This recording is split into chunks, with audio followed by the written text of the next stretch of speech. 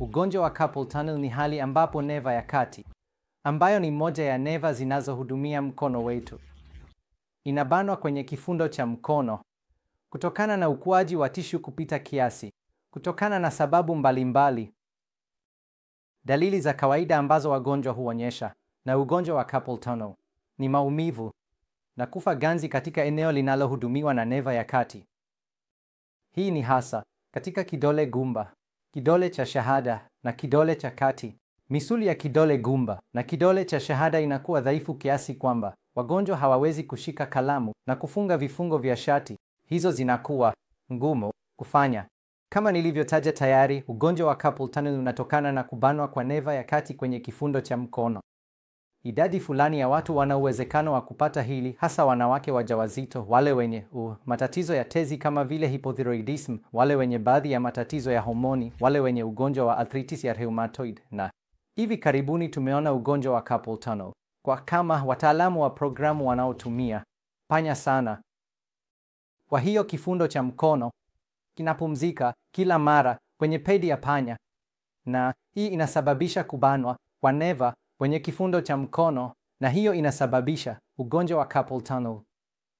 Uchunguzi wa ugonjwa wa carpal tunnel unafanywa hasa kwa uchunguzi wa kliniki pamoja na kipimo rahisi kinachojulikana pia kama utafiti wa uendeshaji wa neva. Na mara tu uchunguzi unapothibitishwa, basi kuna chaguo mbalimbali za matibabu zinazopatikana kwa ugonjwa wa carpal tunnel.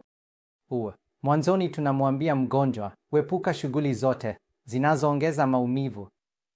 Kwa mfano, matumizi ya kipanya yanapaswa kusitishwa, au wanapaswa kutumia mto sahihi wanapotumia kipanya. Hawapaswi kufanya kazi nzito, kuinua mizigo mizito kwa mkono huo. Epuka kutumia mkono huo kwa muda hadi maumivu yapungue. Matumizi ya vifungo vya mkono, hasa wakati wa usiku wanapolala. Hiyo pia imewasaidia wagonjwa wengi kwa dalili. Dawa fulani, kwa mfano dawa za kupunguza uvimbe ya sindano fulani, kama sindano ya steroid au sindano ya anesthetic ndani ya kifundo cha mkono, inaweza kusaidia kupunguza maumivu katika ugonjwa wa carpal tunnel.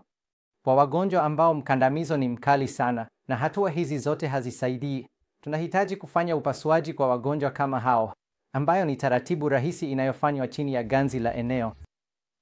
Tunafanya kata ndogo kwenye kifundo cha mkono na neva inatolewa kutoka kwenye mkandamizo wake, na leo kwa upatikanaji wa darubini na endoskope inaweza kufanywa kwa njia isiyoingilia sana, kwa mtindo wa uvamizi mdogo.